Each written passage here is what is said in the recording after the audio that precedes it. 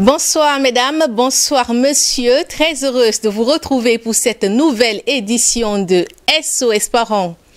La vie de couple n'est pas un long fleuve tranquille. Disputes, chamailleries, moments de tension sont souvent inévitables. Les plus extrêmes en viennent souvent aux mains, sous le regard des enfants, témoins de ces scènes, parfois dès le bas âge. Mais s'est-on déjà interrogé sur les répercussions que cela pourrait avoir sur le développement et le bien-être? Question ce soir à une coach des parents et une coach de vie.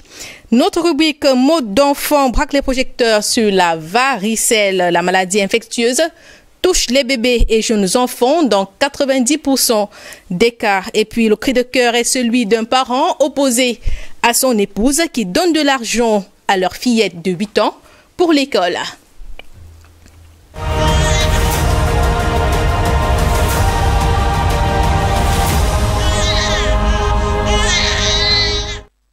L'éducation est la meilleure arme pour changer le monde. C'est une citation de Nelson Mandela.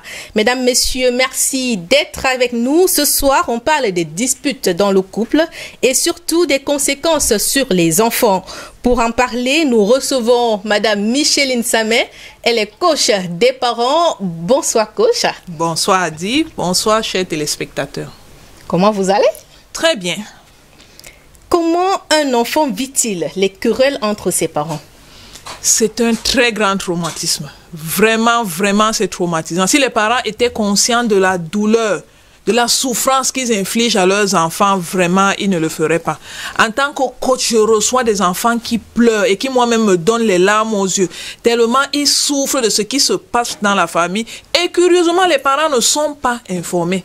Lorsque l'enfant est devant le parent, il est calme, il fait comme si tout va bien. Mais lorsqu'il entre dans la chambre, je vous assure, il est complètement détruit. Et vraiment, je suis contente qu'on en parle. Ça veut dire que les enfants vivent cette situation dans leur chair, mais ils ont peur de dire, voilà papa, voilà le problème qui se pose et tout et tout.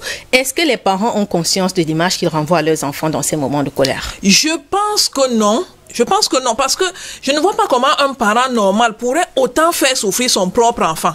Donc je pense que le parent n'est pas conscient et ça peut se comprendre. Tellement il est emporté, engagé dans le conflit avec l'autre conjoint que vraiment il n'y a pas les yeux pour l'enfant. Souvent ils ne se rendent même pas compte que l'enfant les regarde. Donc je pense qu'ils ne sont pas conscients. Et puis aussi les enfants de leur côté, peut-être par peur ou par respect, n'expriment pas leurs sentiments ou leur désaccord devant le parent. Évidemment, sauf les cas extrêmes où l'enfant éclate en sanglots, mais généralement, il fait semblant de ne pas voir, il essaye même de quitter pour ne pas écouter ça, parce que dans la nuit, toutes ces paroles, toute cette violence revient le hanter, et c'est vraiment difficile. Donc l'enfant n'arrive pas à dire aux parents qu'il souffre de ce qui est en train de se passer, et puis vraiment, il faut qu'on en parle, c'est traumatisant vraiment. Colin Bekatal est également avec nous sur ce plateau. Bonsoir Colin. Bonsoir Adi. Vous allez bien ce soir? Très bien, merci.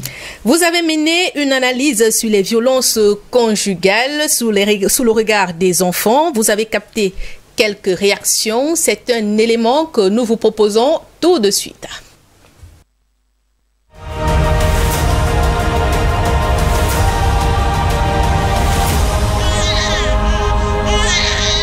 Pour un enfant, il semble parfaitement incongru que ses parents puissent se disputer. Lui, pour qui papa et maman représentent une institution inébranlable faite pour sa protection. La désillusion dans son univers s'invite lorsque des querelles conjugales lui font prendre conscience de ce que ceux qui sont censés le protéger ne sont pas eux-mêmes aussi invulnérables. Voilà qui remet en question la sécurité affective du tout petit. Et quand j'ai connu la rue, que j'ai commencé à fumer, j'ai 22 ans jusqu'à ce moment. La mésentente entre les deux parents, je cherche le père, je cherche la mère sans toutefois connaître dans quelle position à laquelle je me trouvais. C'est là où je me suis fourré dans la rue. Ce sont ses parents et les voir se quereller si souvent, même pour d'apparentes bagatelles, peut l'attrister bien plus qu'il ne saurait le dire. Alors que par la récurrence, les disputes finissent par paraître moins graves aux yeux des parents, l'atmosphère hante l'enfant. Véritable victime des affronts, le pauvre en général égrène un chapelet de crainte, celle d'un échec financier imminent lorsque la question d'argent est la pomme de discorde. L'enfant n'est pas moins malheureux lorsque les différends portent sur lui-même, tant il peut se représenter comme le responsable des problèmes de la famille. C'est à cet enfant que reviennent les humiliations quand l'alcool construit un nid dans la maisonnée. Sa scolarité peut alors en pâtir. Psychologiquement, l'enfant peut avoir très mal de voir papa crier sur sa mère, de voir papa taper sur sa mère. Ça peut jouer sur l'enfant psychologiquement. Ça peut vraiment attaquer l'enfant jusqu'à dans ses études même. Le petit vit avec la peur de s'exprimer pour ne pas avoir à prendre un parti. Il vit avec cette peur de voir ses parents divorcer. Au pire, celle de voir un des deux s'écorcher littéralement. Le climat délétère entretient chez l'enfant la colère. Nombreux trouvent refuge dans la rue. À long terme, l'idéal de vie de couple dans l'esprit de l'enfant prend un coup. Le risque est alors qu'il hérite pour sa future vie de couple un cocktail de courroux, de colère. Quand papa et maman se mettent à discuter devant les enfants, ça veut dire que les enfants grandissent en copiant négativement ce côté des parents, discuter, se crier dessus. Ils peuvent même aller jusqu'à la bagarre, ce qui n'est pas bien pour les enfants. Dur, tant c'est pas facile de penser d'abord à l'autre et puis à soi par la suite, la solution venant peut-être de cette petite recette.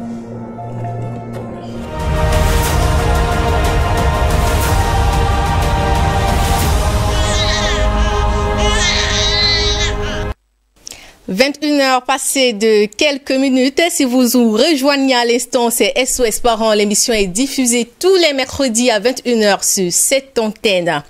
Colin Bécatal, dans le conflit en présence des enfants, c'est le sujet qui nous intéresse ce soir. Est-ce une question que les gens abordent facilement? Eh bien non. Non.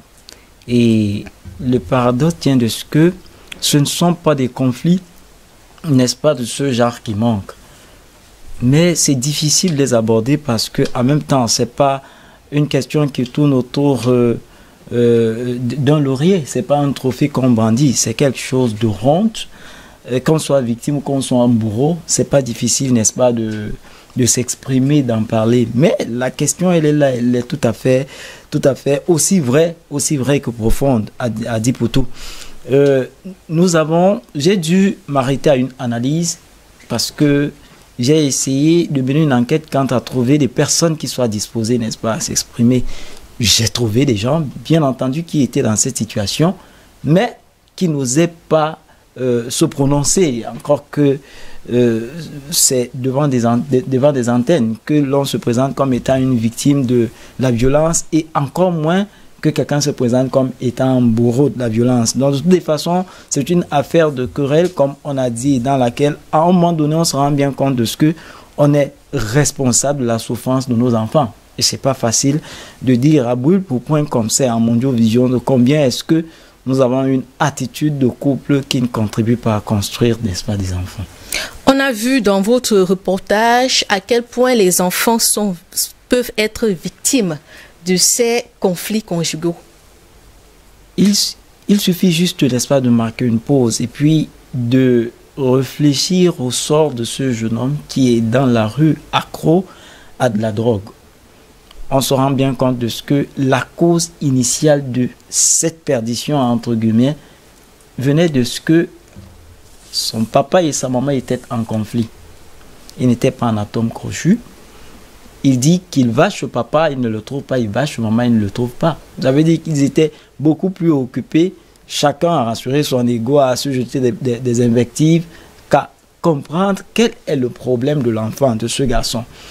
Et malheureusement, on était obligé de prendre cette petite partie. Ça fait 12 ans qu'il est dans la rue. 12 ans. Aujourd'hui, il a 22 ans. Ça veut dire qu'il n'avait que 10 ans lorsqu'il s'est constitué victime de ce conflit conjugal. Et c'est juste un aspect. Il y en a quelque part sous le ciel de Douala seulement, celles qui sont des prostituées parce qu'elles n'ont pas été comprises, celles qui ne sont peut-être pas allées jusqu'à cet extrême, mais qui ne s'apprécient pas, voilà, qui ont perdu l'estime de soi, et celles qui, je le relevais tantôt, vont grandir avec une image faussée du mariage, qui verront, n'est-ce pas, une relation sentimentale ou alors à une entreprise matrimoniale, quelque chose de maudit, quelque chose de laquelle on ne peut tirer rien de bon. Donc, on comprend que, sincèrement, des conséquences sont bien plus grave que quelquefois des parents ne sont en mesure d'évaluer. Merci Colin Bekatal d'être passé ce soir. Au plaisir, Adi, c'est notre devoir. Je pense que la semaine prochaine, nous serons là pour parler d'un autre sujet. Coach Samet, un enfant qui se retrouve dans la rue, piégé par ses deux parents qui se chamaillent tout le temps, il se retrouve sans repère. Quelle est votre réaction quand vous regardez ce jeune homme? C'est une honte. C'est une honte pour les parents. C'est une défaite pour les parents. Ça, c'est des choses qui n'auraient jamais dû arriver. Il vaut mieux même encore penser que cet enfant a perdu ses parents, que ses parents ne vivent même plus. Parce qu'ils ne doivent pas pouvoir supporter le regard de leur enfant dans la rue depuis autant d'années parce qu'ils n'ont pas pu s'entendre. Vous savez, on dit, le mariage c'est pour des adultes. Quand quelqu'un est adulte, ça veut dire qu'il a un minimum de maturité. C'est humain d'avoir des problèmes. Moi-même, je vis en couple. Je suis mariée et j'ai des enfants et je suis mariée depuis des années. Donc, effectivement, il y a des situations où on ne s'entend pas. C'est humain. Mais de là à traumatiser votre enfant, de là à le mettre au centre de vos désaccords, au point de faire perdre, entre guillemets, la vie de l'enfant, vraiment, c'est révoltant. C'est révoltant. Ça ne devrait pas arriver. Mais les disputes entre couples sont pratiquement inévitables. Comment gérer quand on est en présence des enfants? Et c'est ça la clé du problème. Effectivement, les disputes sont c'est presque normal, entre guillemets, parce que nous sommes des adultes, chacun a sa façon de faire. Lorsqu'on se met ensemble, on essaye de fédérer et de grossir ce qu'on a en commun, mais il existe des goûts propres, des particularités propres à chacun dont il faut tenir compte. Donc, de ce point de vue, c'est tout à fait normal qu'il y ait des points de discorde. Mais nous voulons savoir comment on peut faire pour préserver l'enfant. Et là, la première des choses qu'il faut dire, c'est que ça demande un minimum de maturité. Parce qu'il faut faire la différence entre nos problèmes d'adultes que nous voulons résoudre et la paix et le bien-être de l'enfant qu'on veut préserver. Je connais par exemple quelqu'un qui travaille dans un hôtel et il m'a expliqué qu'il lui arrive d'avoir des clients, des couples qui viennent, qui prennent une nuitée à l'hôtel pour régler leurs problèmes. Donc, il entend les bruits, les coups de poing et tout. Et puis, le matin, il ressort, il rentre à la maison.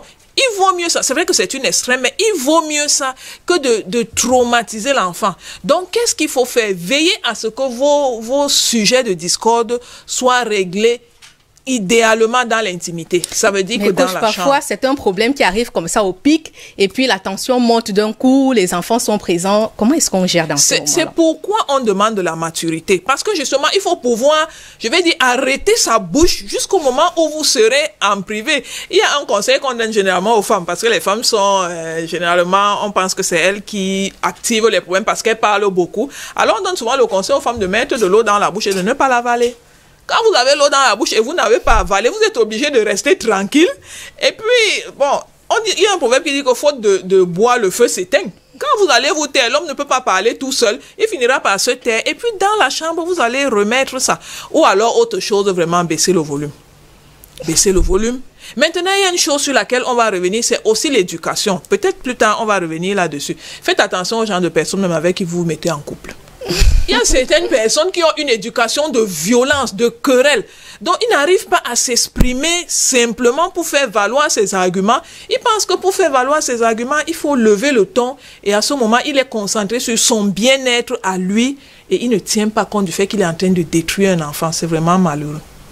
Notre deuxième invitée nous a rejoint, Madame Fatim Asta. Bonsoir. Bonsoir, Madame Kelly. Vous allez bien? Je vais bien. Et vous? Je vais très bien. Vous êtes coach de vie, violence conjugale en présence des enfants. Est-ce que c'est un sujet que vous rencontrez au quotidien? C'est un sujet que j'ai connu en grandissant, on va dire. Ça fait partie justement, comme ma compère le disait, de la vie de couple. C'est-à-dire les disputes, ça arrive et il faut souvent recadrer.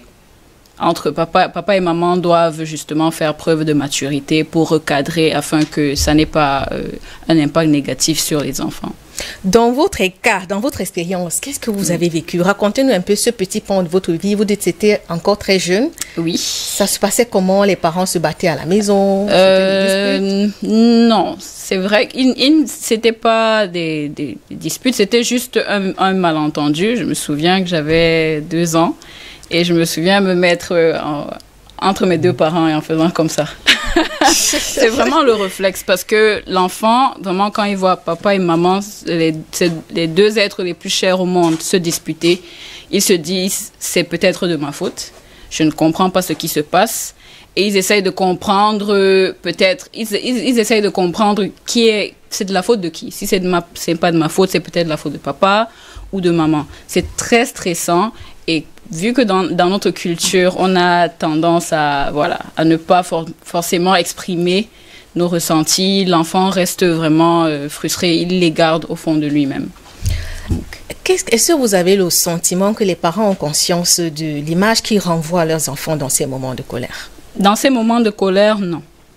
Non. Alors, moi, ce que je proposerais, par exemple, au couple, c'est d'avoir un petit temps peut-être à la fin de la journée, un petit débriefing de couple, 10-15 minutes, chérie, comment était ta journée, et parler vraiment de certains ressentis, faire le point, pour pouvoir un peu, justement, diminuer cette pression-là. Parce que parfois, quand il n'y a pas assez de communication, il peut y avoir un éclat de voix ou une frustration, des choses comme ça qui peuvent arriver comme des imprévus. Mais en tant que deux adultes matures, il faut prévoir vraiment du temps pour s'exprimer à deux d'abord, avant de... Voilà. Comment est-ce que les parents peuvent gérer? Parce que parfois, l'enfant est au centre de la dispute entre les deux parents et ça se passe en sa présence. Oui. Comment est-ce qu'on gère pour atténuer le choc sur l'enfant? Déjà... Pour qu'il ne culpabilise pas, pour qu'il ne se sente pas... Déjà, premièrement, il faudrait que les parents tiennent un langage respectueux entre les deux. Vraiment. Il faudrait éviter tout écart de voix, un manque de respect mutuel. Et il faudrait également se souvenir que l'enfant est là. Alors, agir comme des adultes, c'est peut-être parler en code et dire vraiment, est-ce qu'on ne peut pas régler ça plus tard? Et également, rassurer l'enfant plus tard que ce n'est pas de ta faute. Papa et maman ont un désaccord et on va discuter là-dessus. Pourquoi? Parce que l'enfant, dès le bas âge, quand il voit comment papa et maman règlent leurs conflits, il l'internalise. Il se dit que c'est comme ça qu'il faut gérer ses émotions. C'est comme ça que, voilà, si mon camarade m'énerve en classe, si papa tape sur maman, ok. Ça veut dire que j'ai la permission de le faire également. Et il faut absolument se rendre compte qu'on est en train de donner l'exemple dans ces moments cruciaux-là. Coach Samet, l'enfant peut-il faire la différence entre la petite et la grosse dispute? Généralement, non. Évidemment, il est petit, il ne comprend pas les tenants et les aboutissants. Tout ce qu'il voit, c'est maman qui crie sur papa et papa qui crie sur maman. J'ai beaucoup aimé dans le documentaire où on disait que pour l'enfant, c'est les personnes qui devraient le protéger. Ce sont ses idéaux. Donc, quand il voit les deux personnes se battre, il faut qu'il supporte qui? Est-ce qu'il faut défendre papa? Est-ce qu'il faut défendre maman? Tous les deux sont nécessaires à son équilibre. Finalement, c'est lui qui est détruit.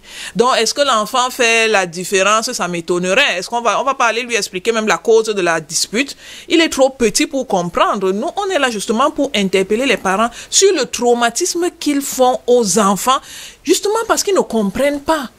Dans le cas de ces traumatismes, coach, est-ce que l'enfant pourra avoir une image faussée du couple, du mariage par exemple? Évidemment, évidemment. Si vous demandez même au couple, si vous demandez aux membres du couple qui se comportent comme ça, plus ou moins, il ressortira qu'ils ont grandi dans un pareil environnement. Ça, c'est une formation implicite qu'on donne à l'enfant. On lui dit pas non, il faut taper sur papa ou maman. Non, on lui dit pas ça. Mais juste le fait qu'il voit ça, il se nourrit de ça et puis il apprend à ne pas discuter. Mais il apprend à agir, à imposer son point de vue, peut-être par la violence ou en criant ou en frappant les choses au sol. Juste pour la petite histoire, il y a une dame que j'ai en coaching actuellement et on parlait pas plus tard que hier. Elle se plaignait que son mari est rentré et s'est mis à lancer les mots devant les enfants. Je lui ai demandé qu'est-ce que tu as fait. Elle m'a dit rien, elle s'est tue.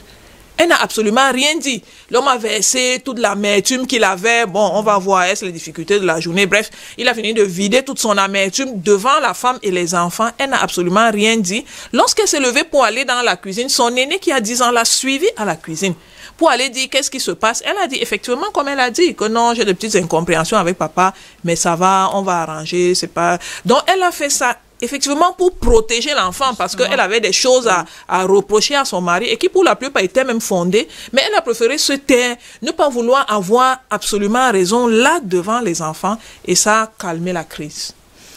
Coach Fassim, vous vouliez réagir sur la question, vous voulez réagir? Déjà, c'est vrai que j'ai apprécié la manière dont la maman a échangé avec son enfant.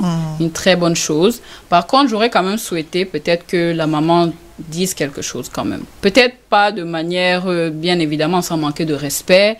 Dire, oh ouais, chérie, j'ai compris. Juste le fait de parler. Parce que peut-être qu'elle a une fille. Ou elle en a deux. Parce que là, elles vont se dire, OK, quand... Voilà, monsieur parle, madame se tait, automatiquement. Donc, ça veut dire que je n'ai pas le droit à la parole. Voilà, que c'est normal qu'on parle de moi comme ça devant les personnes et elles vont aussi l'internaliser. Donc, peut-être le conseil que moi j'aurais donné, c'est vraiment de dire quelque chose au moins pour apaiser le conflit, juste pour être, comment dire, renforcer vraiment l'idéal qu'ils ont de leur papa et de leur maman. Mais coach Fassim, est-ce que c'est pas parce qu'elle connaît son homme qu'elle préfère se taire? Parce que parfois, en voulant réagir, ça peut dégénérer. Comme vous le dites, c'est vrai qu'il n'existe pas de solution copier-coller à tous les couples. Bon, là encore, si elle le connaît, c'est vrai que c'est peut-être la marche à suivre, mais moi, j'aurais dit quelque chose quand même. Parce que je pense vraiment à ces filles-là, en fait. Vraiment. Expliquer l'objet de la dispute aux enfants. À quel âge, à quel moment? Est-ce qu'on peut l'expliquer aux tout petits de 2 ans ou c'est aux enfants d'un certain âge? Peut-être de l'adolescence déjà?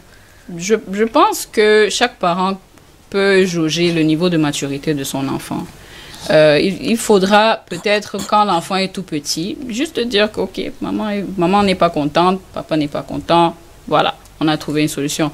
Mais au fur et à mesure que l'enfant grandit, il faut l'impliquer dans ces conversations-là, même si on n'entre pas peut-être dans le vif du sujet, pour que l'enfant comprenne comment gérer les conflits déjà.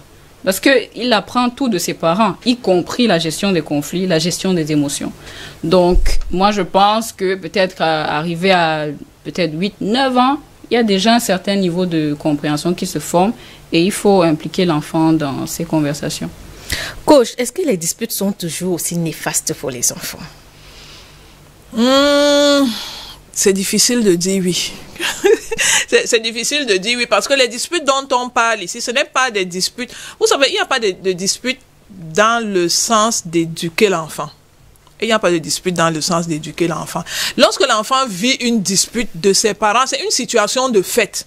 C'est vrai que lorsque l'enfant est dans la maison, il est en formation. Ça veut dire que tout ce qui se passe là, ça fait partie de la formation. Même les disputes, ça fait partie de la formation. Mais idéalement, on ne se dispute pas une dispute des mots pour montrer à l'enfant comment ça se passe, comment il va souvent gérer. Non, généralement, c'est parce que le père vous a pris la tête et vraiment vous êtes énervé. C'est pour ça que justement, on ne tient même pas compte de l'enfant qui est là. Donc, on ne peut pas monter une dispute pour montrer à l'enfant comment ça se passe, comment il faudra gérer les disputes et non. Ce qui est certain, c'est que de façon naturelle, chacun ayant son point de vue, il y aura des désaccords qui vont arriver dans la maison. Que ce soit entre parents ou même avec les enfants, ça va arriver. Donc, il ne manquera pas des moments, je veux dire, des façons de montrer à l'enfant comment gérer les conflits.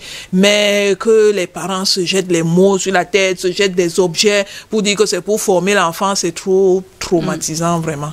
C'est pas l'idéal. Coach, comment gérer pour protéger l'enfant? Première des choses, ça se passe avant la venue des enfants. Sélectionnez votre conjoint, je vous en prie. Sélectionnez votre conjoint. Vous savez, lorsqu'on parle de fréquentation, fiançailles, sortir avec quelqu'un, nous sommes influencés par ce qu'on voit dans les films et autres. Ça veut dire que vous allez dans des endroits romantiques avec les bouquets de fleurs, les glaces et ainsi de suite. Mais il y a beaucoup plus que ça. Essayez de sonder dans les conversations, dans les réactions. Une dame m'a dit, par exemple, juste pour la petite histoire, elle n'a pas accepté un prétendant parce que dans leur blague, il lui a, comme on tapote l'épaule, quoi. Il lui a tapoté l'épaule, mais elle a eu tellement mal que c'est comme si cet endroit avait gonflé. Mais elle a tiré la bonne conclusion, que si quand il est content, c'est comme ça que ça se passe. Quand il sera fâché, ça va se passer comment? Donc c'est pour dire que, s'il vous plaît, sondez un peu vos fréquentations, vos fiançailles là. Ce n'est pas le moment de jouer au film d'amour. Regardez, parce que ce que vous allez voir comme travers c'est avec ça que vous allez vivre. Donc, c'est la première chose que je peux conseiller. Deuxième chose que je peux conseiller, c'est de communiquer. Ayez l'habitude de parler. Pas quand il y a le conflit, ayez l'habitude de parler. Vous savez, quand on parle, on sort aussi un peu le stress. Souvent, les disputes qui arrivent, c'est quand le stress est accumulé. Ça devient que tous les jours, tu fais toujours ça ici. Tous les jours, tu ne fais jamais, tu fais toujours. C'est parce que ça s'est accumulé. Prenez l'habitude de parler de tout et de rien. Parler, ça va faire que le stress ne s'accumule pas et ne grimpe pas, quoi. Maintenant, lorsqu'il y a des sujets de crise, essayez de désamorcer. Je vous en prie, c'est pas à tout moment qu'on a raison. Quelquefois, acceptez d'avoir tort, même quand vous avez raison, pour le bien de l'enfant.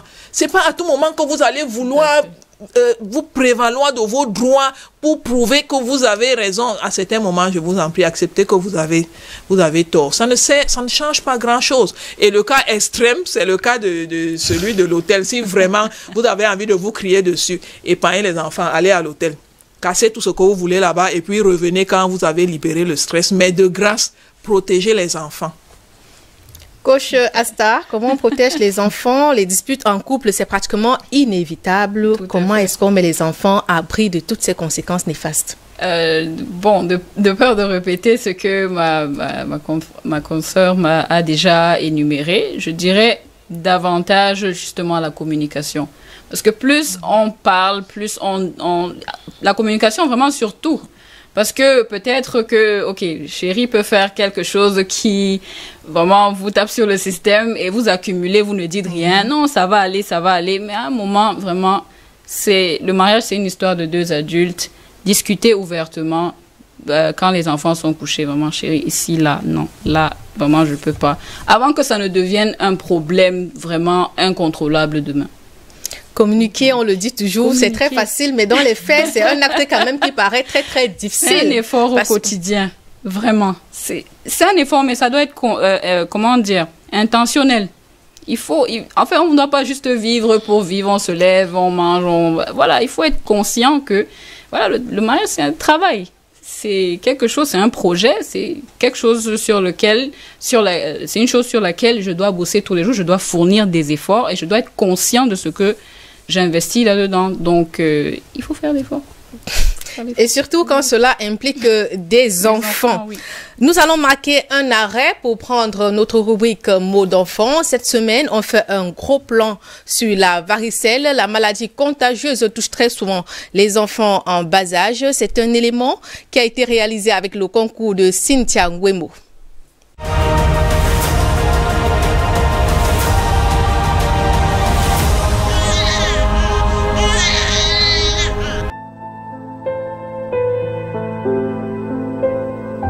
La varicelle, c'est une infection virale, germane, qui se transmet par un germe qu'on appelle varicelle zoster virus. Voilà. La cause, c'est quoi? On peut définir les causes parce que c'est des infections virales qui se transmettent par des gouttelettes salivaires, par les enfants qui sont infectés, qui peuvent tousser, qui peuvent s'enrhumer, éternuer et infecter l'autre. Généralement, ça se contagie vraiment, elle est tellement contagieuse, ça va d'un enfant à un autre.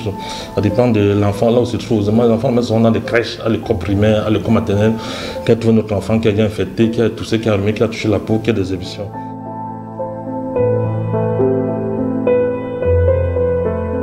Les premiers symptômes de la varicelle sont les éruptions. Les éruptions vésiculeuses, c'est-à-dire qu'il y a un bouton qui apparaît à la peau, qui contient un liquide clair. Deuxième symptôme, c'est souvent, c'est parti sur toute la peau. Et ces éruptions ne sont pas confluentes, donc c'est disséminé sur un peu toute la peau, comme je suis en train d'expliquer. Et le deuxième symptôme, généralement, c'est le démangeaison. Ces enfants-là, quand ils ont ces varicelles-là, en dehors de la fièvre qu'ils font, chez certains enfants, c'est pas sur tout le monde, il y a des éruptions cutanées, qu'on appelle les vésicules qui contiennent le liquide clair. Et par moments, souvent, ce liquide clair peut se surinfecter et devenir jaunâtre.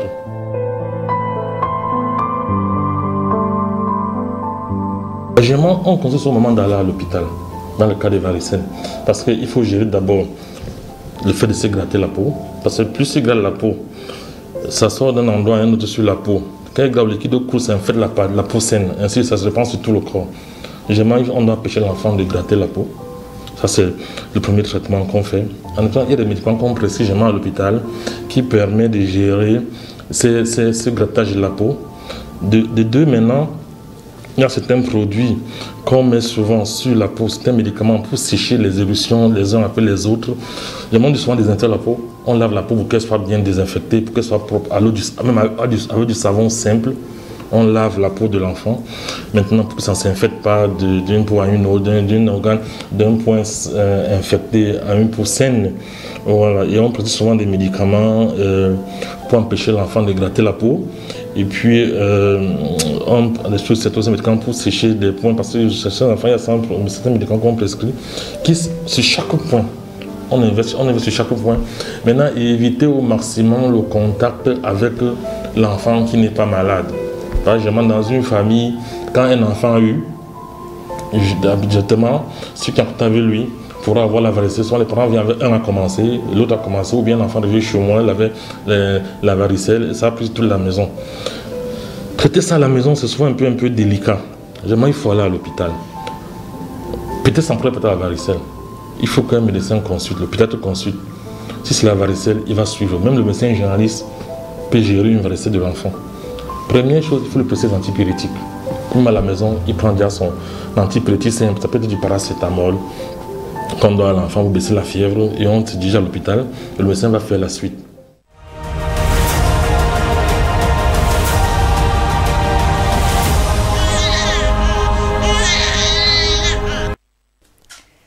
C'était notre rubrique mots d'enfant sur la varicelle. Ce qu'on retient, c'est que dès l'apparition des premiers symptômes, il faut rapidement consulter, aller chez un spécialiste pour se faire consulter. Voilà qui nous mène à la dernière partie de ce programme, le cri de cœur.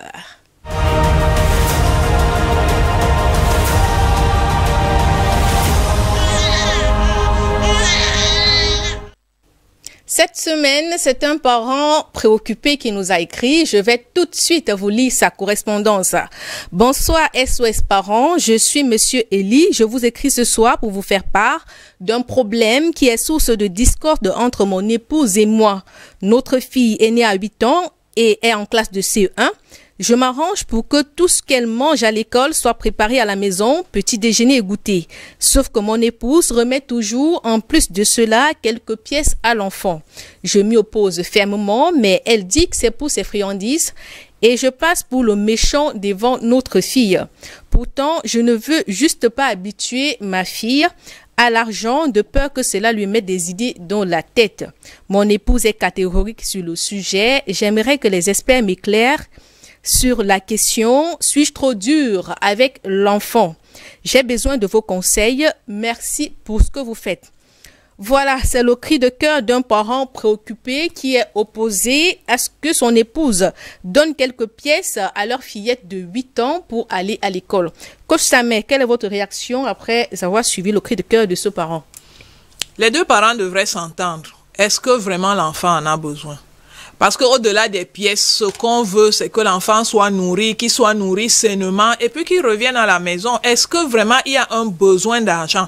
S'il y a un besoin d'argent, maintenant, il y a toute une procédure pour ça, il y a une formation, on va en parler. Mais le premier point, c'est est-ce que vraiment c'est nécessaire? Qu'il commence par là.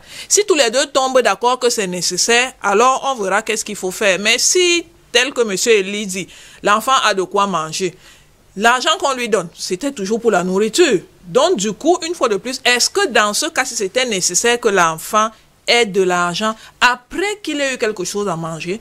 Bon, il y a des cas où l'enfant sort de la maison à 6h30, il faut partir rapidement, on n'a pas le temps de faire la cuisine. Si l'enfant a un certain âge, oui, ça se justifie qu'on lui donne quelques pièces. Et encore, il faudra qu'il ait eu une formation préalable pour savoir comment la gérer. Mais si vraiment l'enfant a quelque chose à manger, pourquoi lui donner l'argent encore pour acheter quelque chose à manger alors qu'il a déjà à manger? Apparemment, madame dit que c'est pour les friandises, peut-être pour s'acheter un biscuit, un bonbon. Bon, il faut qu'il se pose les bonnes questions. À quoi servirait le bonbon et le biscuit? Si c'est pour rassasier l'enfant, on est d'accord que l'enfant a déjà la nourriture dans son sac. Donc, du coup, vraiment, on n'en a pas besoin.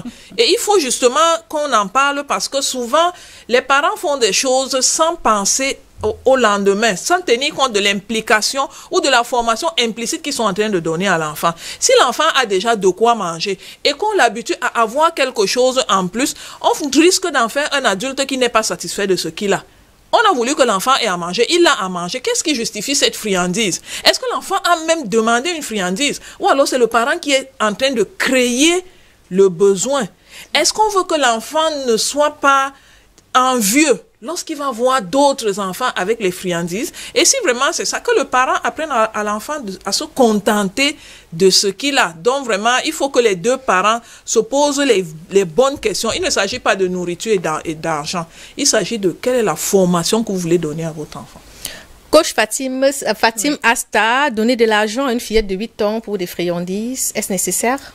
Je pense que non. Je pense que non. Vraiment, à un certain âge, justement, elle vient avec un goûter, il y a le jus. C'est exactement comme ça que papa et maman m'ont également inculqué. Voilà. L'argent, finalement, c'est pour des personnes responsables.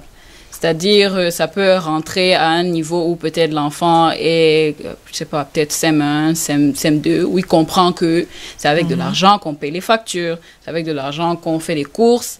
Et voilà comment gérer voilà, une petite somme en attendant et tout. Donc, comme Coach Samé disait, il faut une formation au préalable. C'est quelque chose qu'il faut vraiment travailler. Parce que là, quand on va apprendre à l'enfant à se contenter de ce qu'il a, ça va l'aider toute sa vie. Parce que si on l'habitue déjà à avoir une petite piécette alors qu'elle n'est pas dans le besoin, elle va se dire que elle mérite qu'on lui donne de l'argent, même sans fournir d'efforts. Ça n'a l'air de rien, mais au fil du temps, ça commence à devenir une mauvaise habitude et on forme voilà, des consommateurs. Donc, il faut vraiment inculquer ces valeurs-là et apprendre aussi à l'enfant en parallèle parce qu'elle va envier ses camarades, ça c'est sûr. Pourquoi est-ce que Est-ce que la maman n'a pas vu que sa fille avait un manque? Un manque... Peut-être elle rentrait avec les goûters. C'est vrai que c'est pas noté dans la correspondance. Est-ce qu'il n'y a pas eu un manque quelque part? Elle n'a pas ressenti un manque? Un manque, c'est-à-dire peut-être l'enfant avait besoin de ses friandises, peut-être voir ses camarades acheter des petites choses pendant la récréation. Justement, il y a cet esprit de compétition là entre les enfants. Pourquoi est-ce que l'autre peut acheter les biscuits? Moi, je peux pas. Oui, mais maman achète les biscuits à la maison. Et apprends à ta fille, apprenez à vos enfants justement à s'affirmer. Vraiment, c'est l'éducation que mes parents m'ont donnée. J'ai le goûter, j'ai les biscuits. Apprends même à partager avec tes camarades pour qu'ils n'aient pas à dépenser aussi. Donc, en fait, il faut juste que les deux parents s'entendent et voient que les deux veulent le bien de leur enfant. Mais qu'est-ce qui est nécessaire et qu'est-ce qui va l'aider sur le long terme? Cette correspondance met sur la table la question de l'argent et les enfants. À quel âge doit-on commencer à donner de l'argent à un enfant et pourquoi si oui? Il n'y a pas d'âge précis. C'est un problème de maturité. Il n'y a vraiment pas d'âge précis. Ce qui est certain, c'est que quel que soit l'âge auquel on commence à donner l'argent à l'enfant, il faut une formation préalable. Il faut apprendre à l'enfant que l'argent qu'on lui donne représente quelque chose. Ça lui donne une certaine liberté. Il doit pouvoir gérer cette liberté. Si on lui a donné l'argent pour acheter, je dis n'importe quoi, les friandises, le soir, demandez un compte rendu. Comment est-ce qu'il a géré, il a acheté quoi, ainsi de suite. Ça vous permet de recadrer pour dire à l'enfant que l'argent qu'on te donne, sinon je vais se retrouver en train d'acheter la drogue avec ça. Donc, formez votre enfant pour qu'il sache que l'argent que vous lui donnez, c'est pour telle chose. Maintenant, au fur et à mesure qu'il grandit, je vais aller au-delà de 8 ans, s'il a déjà 10 ans, ainsi de suite. Donnez-lui l'argent un peu plus que ce dont il a besoin, exprès. Ça fait partie de la formation. Si vous savez que plus ou moins il a besoin de, je dis n'importe quoi, 200 francs CFA pour manger à l'école, exprès, donnez-lui 300 francs CFA. Et puis quand il rentre, faites le compte rendu. Il a acheté quoi? Est-ce qu'il a le contrôle sur l'argent qu'il a? Ou alors il dépense juste pour frimer devant les enfants? Parce que si c'est ça, vous ne recadrez pas. Un autre jour, vous allez donner 300 francs. Lui-même va aller se servir, il va prendre 1000 francs. Parce qu'il faut absolument montrer une figure devant ses amis. Donc, donner l'argent à l'enfant, ce n'est pas une question d'âge, c'est une question de maturité. Et cette maturité, ça se construit. Et c'est aux parents de construire par ce qu'il dit à l'enfant, on te donne l'argent, c'est tout ce qu'on a pu avoir. Par exemple, apprenez à votre enfant que vous n'avez pas l'argent de façon exponentielle. Ça peut arriver que vous n'ayez pas d'argent. Première chose. Deuxième chose, l'argent qu'on te donne, c'est une gestion que tu dois faire. Tu as la liberté, mais c'est une gestion. N'apprends pas que si on te donne 300 francs, tu dois absolument utiliser tous les 300 francs. Moi, par exemple, je dis toujours à mes enfants que chaque fois qu'on vous remet l'argent, il faut que l'ancien argent, qu'une partie soit encore là. Mes enfants le savent toujours. Ils ne doivent pas dépenser tout ce qu'ils ont. C'est une formation que je leur donne pour la vie. Donc, à quel âge? Non, il n'y a pas d'âge, mais absolument, il faut former l'enfant. Coach Fatima, vous entendre toutes les deux, vous êtes d'accord sur la vie, c'est-à-dire que l'inquiétude du parent, il est fondé parce qu'il craint que sa fille commence à prendre goût et puis qu'elle se retrouve à peut-être dans des petits larcins. Exactement. Est-ce que l'enfant peut dévier jusqu'à ce niveau? Oui. L'enfant peut dévier. À un moment, elle va exactement vouloir se servir. Elle va se dire, mais pourquoi me contenter de 500 francs lorsque je peux... Voilà, je sais que maman cache quelques billets là dans son sac. Je vais aller me servir parce qu'il faut à chaque fois impressionner ses camarades et tout. Et ça fait partie vraiment de la confiance en soi aussi, quelque part. C'est-à-dire, il ne faudrait pas que l'enfant pense qu'il peut tout acheter avec de l'argent. Il peut acheter l'amour des gens, acheter le respect des gens. Ça commence par le petit biscuit. D'accord, mais quand elle va acheter ce biscuit-là à 50, ses camarades vont graviter autour d'elle. Elle va se dire, ah, c'est comme ça qu'on devient important. Alors qu'il y a bien des façons plus saines de le faire. Est-ce que ne pas lui en donner ne pourrait pas aussi créer le même effet? Le juste milieu, c'est trouver juste, comment dire, déjà, à cet âge-là, moi, je recommanderais peut-être à maman d'acheter le paquet de biscuits au supermarché et d'ajouter ça au goûter, par exemple. Donc, si c'est ça qui manque, qu'elle le fasse. Maintenant, dès que l'enfant commence à montrer des signes de maturité, là, il faut maintenant lui faire une formation, comme coach l'a très bien détaillé, et progressivement lui en donner un peu plus. Moi, mon cas était extrême parce que moi, je n'ai jamais eu d'argent de poche jusqu'en classe de terminale. Je n'ai jamais eu. Mes parents m'ont toujours dit que, voilà, il y a la nourriture, il y a le jus à la maison, etc. Maintenant, arrivé à l'université, c'était un peu difficile pour moi de me contrôler. Quand j'avais mon argent de poche, je pouvais m'acheter tout ce que je voulais. Et il a fallu que je m'auto-discipline. Mais on n'est pas obligé d'en arriver là. Donc, il faut tout simplement voir à un certain âge que, voilà, il faut récompenser l'enfant. Il faut qu'il comprenne pourquoi il reçoit cet argent. Quelles sont vos attentes? Le compte rendu, bien évidemment. Et j'aimerais vraiment que le parent mette un point d'honneur sur le développement de la personne. Voilà, parce que l'enfant va aussi voir comment papa et maman gèrent leur argent. Hein. Il faut le dire. Si les parents sont dépensiers, il va aussi copier le même exemple. Donc, ça commence très jeune. Kosameh, c'est un problème qui rejoint un peu notre problématique précédente. Dans cette contexte, comment est-ce que papa et maman gèrent? Là, ça se passe devant l'enfant. Le père dit qu'il est présenté comme le méchant. Il est vu par l'enfant comme le méchant parce que c'est lui qui demande qu'on ne lui donne pas de l'argent. Comment est-ce qu'on gère? Est-ce que ça doit se faire même devant l'enfant? Voilà, effectivement, c'est un tort. La vie d'adulte demande qu'on gère les problèmes d'adultes en privé, pas devant l'enfant, quel que soit le problème. Donc, c'est un tort que les deux parents viennent essayer de s'accorder sur la gestion de l'argent devant l'enfant. C'est une situation obligatoire. Ça veut dire que dans tous les cas, les deux parents doivent trouver un accord sur la façon de gérer les enfants côté financier, mais s'il vous plaît, pas devant l'enfant. Lorsque les parents vont parler aux enfants, c'est d'une voix, c'est deux personnes, mais c'est d'une voix. Ça signifie que vous vous êtes entendus dans la chambre, vous avez déjà pesé les tenants et les aboutissants, vous avez pris la bonne décision, et c'est ça que vous venez proposer à l'enfant. Donc, si les deux parents ne s'entendent pas, il faut qu'ils rentrent dans leur chambre ou en privé pour voir quelle est la finalité de ça. Est-ce que nous voulons faire grandir l'enfant? Parce que il faut aussi se dire la vérité, on vit dans un monde d'argent. Et dans tous les cas, l'enfant sera confronté à l'argent. Donc, plus tard, vous le mettez en contact avec l'argent, plus tard, il n'arrivera pas à gérer l'argent. Donc, dans tous les cas, il faut commencer tôt. Bon, on a déjà dit qu'il n'y a pas un âge précis pour commencer tôt, mais le problème n'est pas est-ce qu'il faut lui donner l'argent ou non. Le problème, c'est à quel moment lui donner l'argent et est-ce qu'on l'a formé à gérer ça. Et cette entente doit se passer en privé, pas devant l'enfant. Sur la question, coach Fatim, ce sera pour sortir devant l'enfant? Non, en privé. En privé, c'est mieux, justement, pour que l'enfant sente qu'il n'y a pas de fissure, en fait. Le discours est le même, que ce soit papa et maman, et c'est là qu'on maintient vraiment l'harmonie dans la famille.